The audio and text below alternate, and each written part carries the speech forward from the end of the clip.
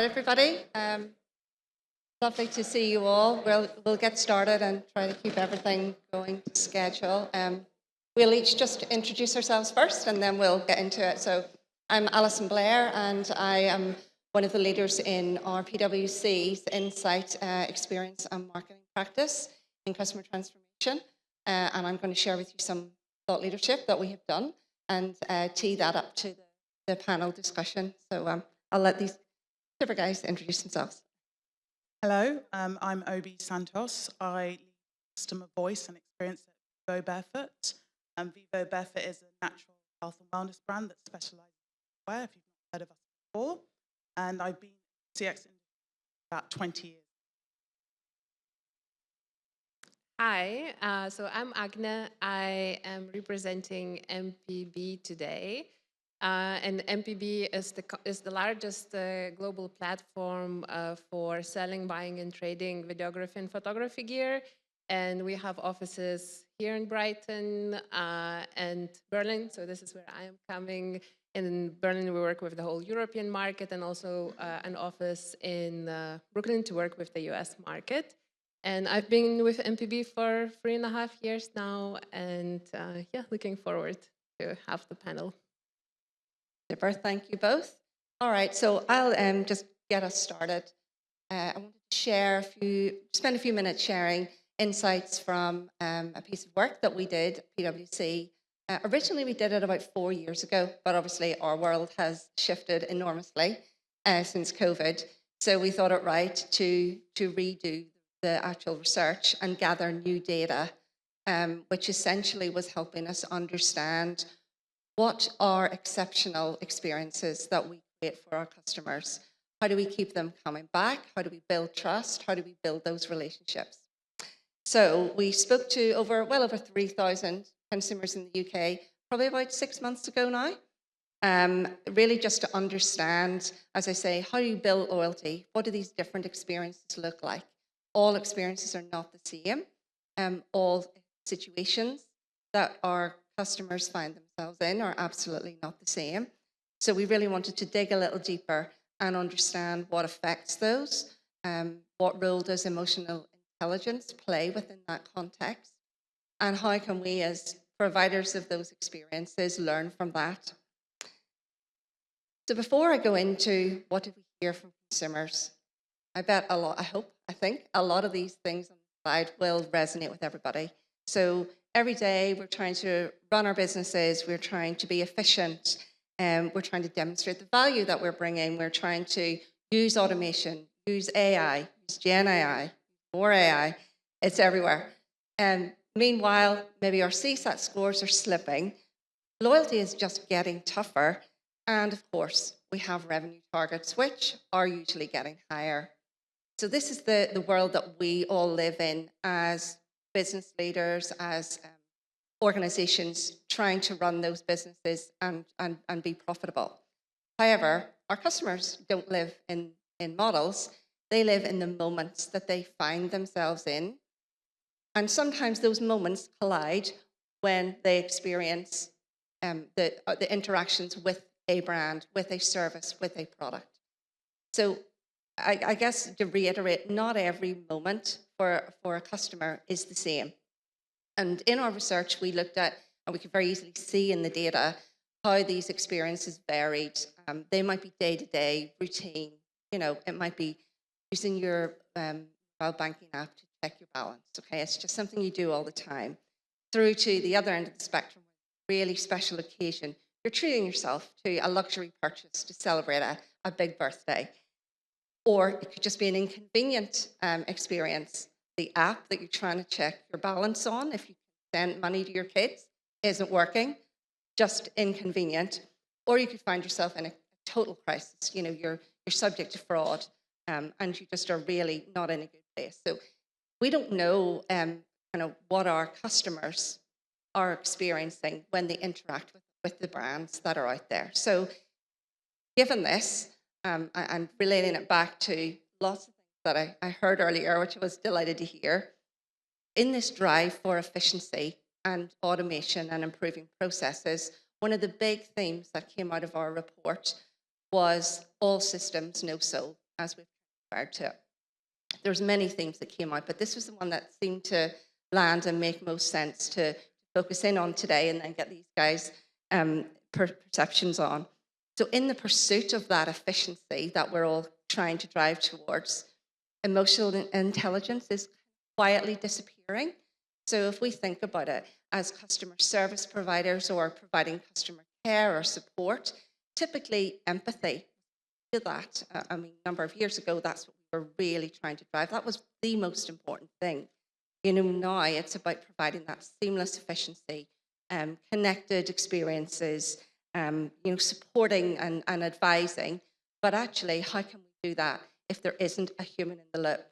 And we've heard that throughout, I think today as well, just the importance of that. And what our research found was that it's not that customers necessarily have a bad experience when empathy is missing, but it's just that they might be left a little bit cold. So, you know, the experience happens, it completes, but there's nothing more there. There isn't that kind of depth or that understanding. They maybe don't feel as heard as they could do. And it certainly isn't necessarily an experience that they'll remember. And is it one they'll trust for the next time?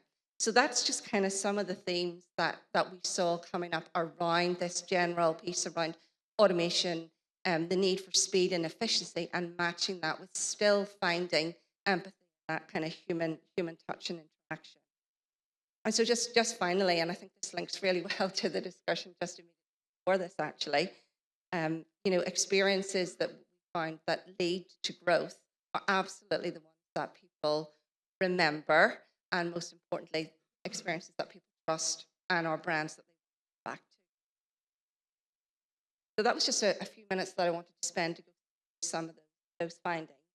Then I think we're going to have a little bit of a discussion around some of that, and I have a few questions to pose to you guys. Hopefully that resonates both.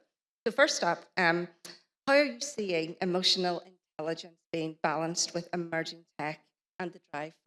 Rather than thinking what can we automate, because we probably could attempt to automate everything, I like to think what should we automate, and that helps us balance emotional intelligence with the technology. Vivo is a very product-based business, and we have various different styles that customers love, and they love talking about the product. We know this from our voice of customer data.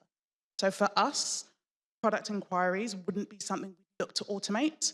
We know it's an experience in terms of talking to an advisor about the product and the recommendation. It's an experience that our customers can only have with another human because they've tried it. Our advisors have tried it. They like working for us. They're very skilled in the product knowledge. So we're leveraging their expertise with the customer's need to speak to someone about the product. So as I said, for us, I think in order to really elevate and make sure technology is elevated, but also emotional intelligence is elevated, it's just striking the balance and thinking before we automate anything, why are we automating it? Should we? Yeah. Agne, anything to add? Yes, I totally agree with Obi, and I think this is the core question, like what you can and what you should. And this is, I think, what we do at MPB. Like we work on these two sides in parallel. So there's definitely a lot of things yet you can optimize that you can use AI for, because we are e-commerce business, and at a lot of steps in the customer journey, people want to have it fast, reliable, uncomplicated, seamless. Yes, we work to do that. But on the other hand, there are a lot of spots on the journey where you really want to speak and be in touch with the human. And this is what we're trying to figure out. Like, this is the balance. Like, where's the technology and where's the human? Because you do have these emotionally loaded situations. Let's imagine a thing, and we do work with very high value stuff. So, and we get it from the sellers and send it for people who bought it. So what if something got lost? What if something arrived damaged? What if you received items and not everything is in the box? So we do try to analyze and spot these moments, like where the human needs to be in touch. And actually, our frontline teams are one of the biggest in the company. And during the whole AI hype, like, I'm very happy that it did not got minimized. What Rory said, like, oh, like service team, let's cut the costs, get rid of everyone. So, and we do exactly what Yobi mentioned. Like, then we focus in upskilling, in getting people to answer more difficult questions, to deal with more frustrated customers who come through the AI loops. So you need like higher resilience, you need higher emotional intelligence, and this is where we focus when it comes to the balance. Thank you, and I love that. Can I and should I think that's a really good one to remember, to roll by. So next question, can you share any examples of where seamless efficiency without the human in the loop has had a less than desired effect? Share an example of, I wouldn't call it seamless efficiency because it ended up being an awful experience, but I will share it where perhaps rigid frameworks and over-automation was the experience. So I was looking to bake, this was back in January, I was looking to bake a vegan carrot cake, realised I needed a whisk to do the frosting, and then I didn't want to do it by hand. Click and collect, ordered a new electrical handheld whisk, great, picked it up, arrived, realised the bag that the components were supposed to be stored in was missing. And I was like, oh. Now, it wasn't a big issue because all the parts were there, everything worked, it was still brand new, I could see it was still in its correct bagging, so nobody had used it. But I was like, oh, it's supposed to come with a component bag. So, reached out to the retailer, tried to contact them. The over-automation was honestly the worst I'd ever seen. So firstly, I couldn't articulate to any of the AI that it's just the bag that's missing. It kept saying to me, is there a fault? Is it a missing actual component? I'm like, no, it's just the bag. And it's the actual nuance of my situation that technology, which is built for scale and not nuance, could not understand. And then that led to me a couple of days later. So not only was the chat automated, the phone line was automated, so I couldn't speak to anyone. That led a couple of days later speaking to my brother and just repeating, as you do when you've had an awful situation, you repeat it and you're like, oh, that's really odd, I couldn't get through to anyone. I've just left it. To which he replied, oh, I've shopped there too. I had exactly the same experience. I've got an email address you can use. It will email them directly. So emailed them, straight away human replied, understood it, because humans can understand granularity, nuances, that's what we're built for, and AI can't do that as well. Understood, resolved literally 5 minutes, super happy with the outcome. And I do think when we're thinking about automation, when we're thinking about AI, there's a bit of flexibility in knowing, okay, the frameworks can't be too rigid, because we can't account for everything that could go wrong. And then it's knowing that because of that, we still need human intervention and to plan for that accordingly. And Agne, maybe if I position the next question to you, how have you seen any great insight or AI work alongside emotional connection to build, stronger resonance and build more consumer trust? So I think this is what we mentioned before, is just identifying and listening to the customer, where the human touch is needed, where are those emotionally loaded points where you really need to have someone on the other end, someone to answer the phone, someone to be listening with empathy, reassuring, validating. And this is like where the Chattermill actually comes in, because you can see sentiment there. You actually can see what people feel and think, and not just numbers, because I think that's like whoever started to use it, you can see like the NPS is high, but the sentiment is low. And then you try to figure why. And I think this is depending on the journey and depending on the themes, where you figure out like, okay, we can make, let's say on MPB as an example, we can make the sell side seamless and quick. You just click, click, click, quote, quote, quote, you pack, you send. But we also see people maybe needing reassurance or validation when they send a very high value stuff. How can they trust, how they can trust that sending something from Portugal will arrive safe in one piece in Berlin? So this is why we have seller experience team that actually is tracking the journey. Like they have like their measurements where they know when to contact the person, where they see the hesitation appears, where they jump in to validate, to reassure, to answer the questions that maybe customer did not have. So this is how we try to work in balance together with technology and jump in whenever a human is needed. Anything to add from a positive example of that?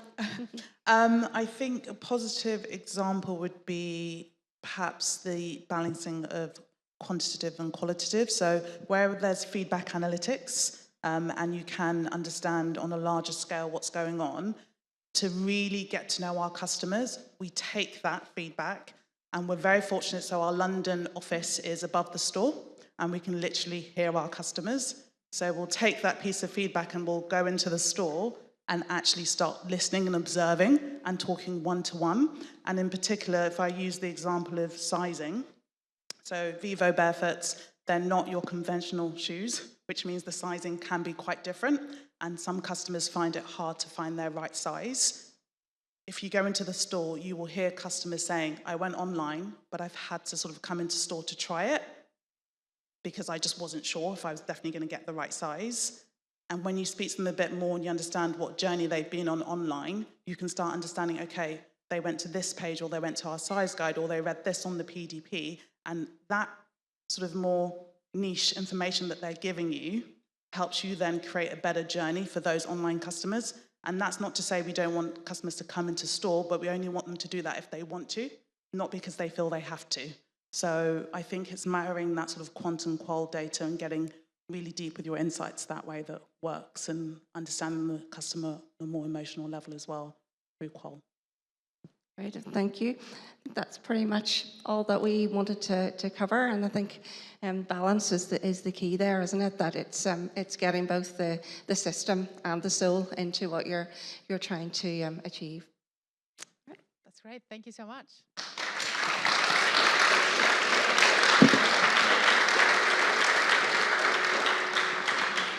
Anyone's got any questions for the panel over there? I don't think this mic is working. It is working. Thank you. Hi there, Obi. I love your brand, by the way. I think it's a great brand. I was just going to ask you, on your D2C side, I presume orders, you don't take control of, it's not done by yourselves, it was outsourced. So when you get issues from couriers, how do you take ownership of that situation? That's a great question, and it's right, it's not necessarily done by ourselves, the shipment. We make sure the feedback loop is very tight, or we try and make sure it's very tight. So if we do, it's two ways. If it's a known issue, we can be proactive with customers. If it's something that a customer's reporting back to us, we make sure that's fed back up the chain so we can prevent it from happening, or issues like that happening to other customers as well. So that's how we try and handle it, just making sure the feedback loop is as tight as possible. Thank you. Right at the back. Oh, I'll come to the back in a minute. Hi, thank you all for that. That was really useful. Obi, also, I love Vivobarefoot. My partner and I are quite obsessed with them lately. But yeah, our experience in store was amazing, and I kind of wanted to know if the training for the people that are on the ground is quite intentional, because it really felt, going back to Rory's point on what the company thinks about us as customers rather than us about the company itself. I think that's a great example of the company making us feel like we are valued and we are cared for and looked after. So how intentional is that training?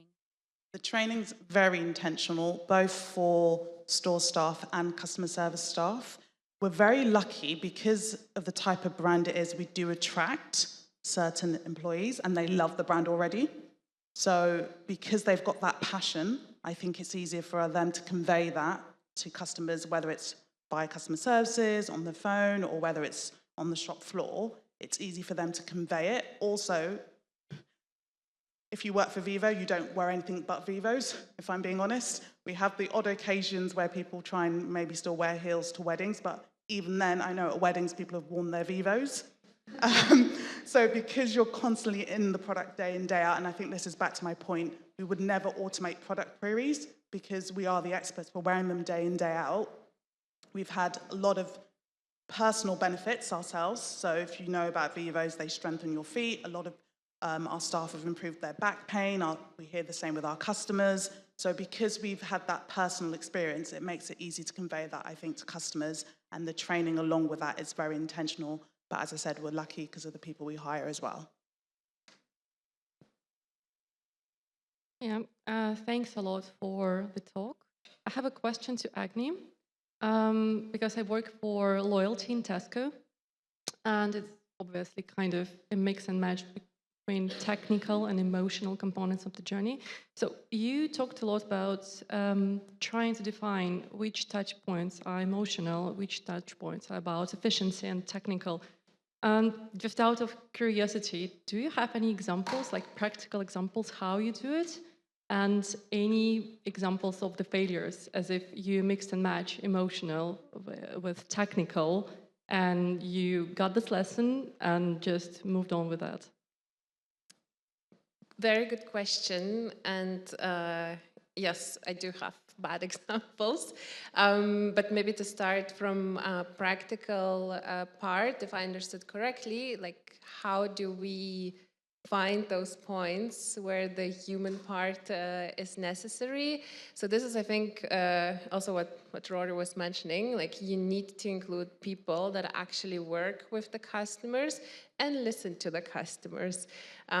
Because like if you look, let's say, to the sentiment or the feedback, you will see the topics that are creating the positive sentiment and the negative sentiment. And then depending on your product and on your journey and talking with the, let's say, frontline people or having the voice of the customer team, you can identify those points. And let's say for us in e-commerce, working with the actual physical product, working across different countries, there's a courier, a big pain point, which actually we take the full responsibility, and we know when something is lost in transit or damaged in transit, the AI or our AI agent is involved really minimal, because these customers already come with the highest frustration possible and they directly want to talk with the human.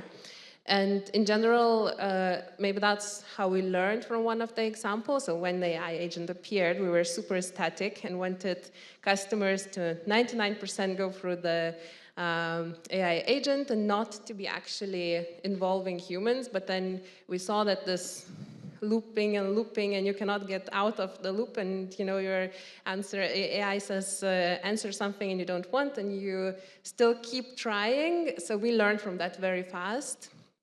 And this is where we make it very, very easy for customers to get in touch with our human advisors. So we make it AI tries once and directly offers, like if it didn't work out, I can directly connect you with the agent. So this is, I think, very specific to your company where you will find those points. But we also know, like, okay, high value, sentimental values for sell side. So we know that customers need trust and human sometimes. Or it's also, I think, a different journey if you have a returning customer who went through the journey, they know how it works. So we will focus more on the first-time customers. And then maybe we need then to have the human touch more with the first-time customers. But I think this is one of the main learnings, is actually allow people to be in control, allow your customers to be in control, and be in touch with the humans when they would like that. It doesn't matter if it's really easy solvable question by our AI agent, we don't really differ that. Thank you. Thank you, everyone.